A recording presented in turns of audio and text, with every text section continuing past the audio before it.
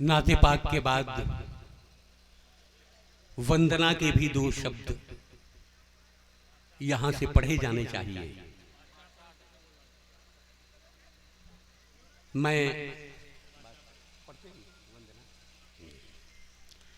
दोस्तों वंदना के लिए भी मैं चाहता हूं कि बादशाह प्रेमी जो देवरिया से हमारे बीच पधारे हुए हैं वो आए और वंदना भी पेश करें, ताकि ये लगे कि ये कौमी एकता का मुशायरा और कवि सम्मेलन है। मैं ये चाहता हूं और अतीक साहब की भी ये कोशिश है। अतीक साहब ने, मैं भूल गया था लेकिन उन्होंने याद दिलाया कि वंदना भी होनी चाहिए, तो मैं समझता हूं कि वंदना की भी कुछ पंक्तियां पढ़ें बादशाह प्रेमी। समय काफी हो चुका है और जैसे मैकस भाई तरन्नुम में पढ़ रहे थे, हमको वैसे नहीं आता है। मैं तो कहता हूँ हमें गाना नहीं आता, बजाना भी नहीं आता, मगर हंसकर हंसाकर मानसिक आराम देना है। अजी हिंदू मुसलमान सिख ईसाई से क्या लेना, फकत इंसानियत के नाम कुछ पैगाम देना है। दो बंद निवेदित करता हूँ, एक हिंदी के का एक छंद और एक भोजपुरी का छंद। सुनिए। स्वागत। कि वीड़ा के तान से जहान को जगाए तू, वीड़ा के तान से जहान को जगाए तू, माता महान कीर्ति मेरी संवार दे, शब्द स्वर सूर लय छंदहीन मंदमती, दुर्गत से दुर्गे माँ मुझको उबार दे। शब्द स्वर सूर लय छंदहीन मंदमती, दुर्गत से दुर्गे माँ मुझको उबार दे, और श्वेत वस्त्रधारी तिहारी ही आस एक, नेक काम करने की बुद्धि विचार दे, आदि शक्ति काली कल्याणी भवानी माँ, चरणों के प्रेमी को तारु मातु शार दे, चरणों के प्रेमी को तारु मातु शार दे। एक छंद पर दे रहा हूँ भोजपुरी के, सुन लीजिए।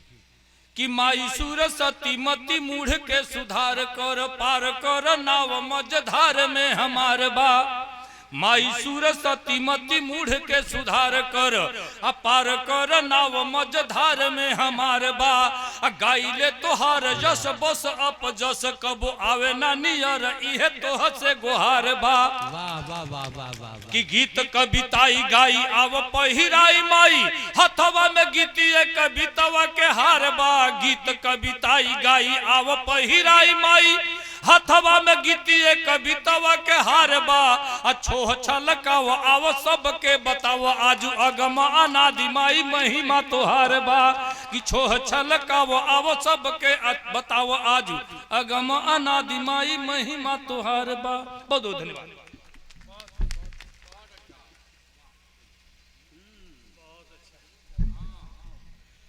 आइए दोस्तों, इस नाते पाक के बाद, वंदना के बाद हम मुशायरे की सफर पर निकलते हैं। आप भी दिल में तय कर लीजिए कि जब तक स्टेज के तमाम शोरा पढ़ नहीं लेंगे तब तक आप जाएंगे नहीं और थकेंगे नहीं। उस वक्त तक जो भी शायर आएगा उसका हौसला हम बढ़ाएंगे। हम कोशिश करेंगे कि आज की रात का ये मुशायरा यादगार मुशायरा बन सके। सबसे पहले मैं इस मुशायरे को गजल के हवाले करना चाहता हूं।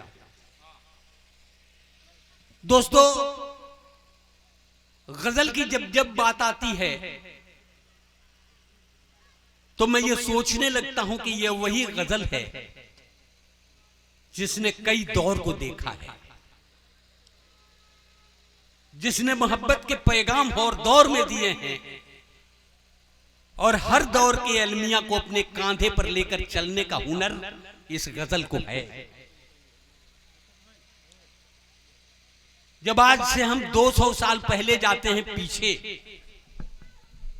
तो हमें वो शेर याद हो आता है कि किसी ने कहा था गजल का एक शेर कि पूछा जो उनसे चांद निकलता है किस तरह, जुल्फों को रुख पे डाल के झटका दिया कि यूं। लेकिन जब 20वीं सदी में हम दाखिल हुए तो हमारा शायर कहने लगा कि भूख में मुझको जाने यारो क्या ऐसा कैसा लगता है, अब मुझको तो रोटी का टुकड़ा चंदा जैसा लगता है।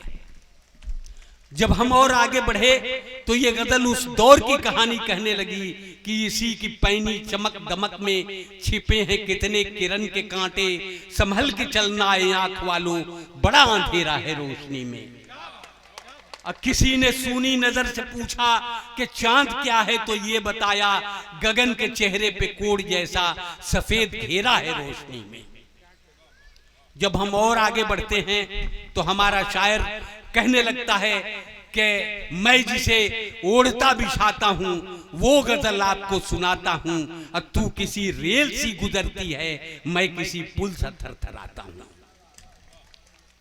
जब हम और आगे बढ़ते हैं तो हमारे देश को सामने रखकर हमारा शायर कहता है कि काजू भुना प्लेट में, विस्की गिलास में, और उतरा है रामराज विधायक निवास में। जब हम और आगे बढ़ते हैं लेकिन शायर हौसला नहीं हारता है। हर दौर की कहानी वो कहता जरूर है लेकिन वो हौसला नहीं हारता है, ये गजल हौसला नहीं हारती है। और तब ये कहती है कि ऐ अब्र हमें तू बार बार सैलाब की धमकी देता है, ऐ अब्र हमें तू बार बार सैलाब की धमकी देता है, हम तो दरिया की छाती पर तरबूज की खेती करते हैं। आइए दोस्तों, गजल के एक शायर से मैं दरखास्त करने जा रहा हूं, लेकिन कहा यह जाता है कि जो पहला शायर शेर पढ़ने के लिए आता है तो वो ये महसूस करता है कि हमारी कुर्बानी दे दी गई। लेकिन मैं उस शायर को बताना चाहता हूं कि कुर्बानी उसी बकरे की दी जाती है जो बेऐब होता है। इसलिए मुझे लगता है कि कुर्बानी आपकी नहीं दी जा रही है। पहला शायर जब आए तो आप मायूस नहीं रहिएगा, अगर शेर अच्छा हो तो वाह वाह कीजिएगा। अभी भी आप भाग दौड़ मचाए हुए हैं आप लोग, बड़ी मुश्किल हो रही है, बड़ी मुश्किल हो रही है।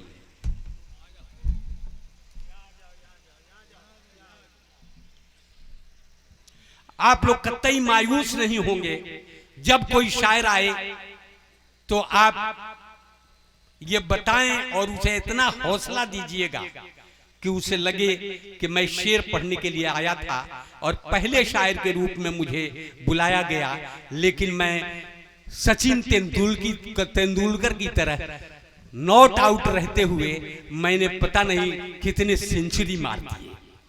ये साबित कीजिएगा। और एक बार मैं आपसे वादा लेना चाहता हूं, ताली बजा के बताइए कि आप उस शायर को कभी मायूस नहीं होने देंगे। मैं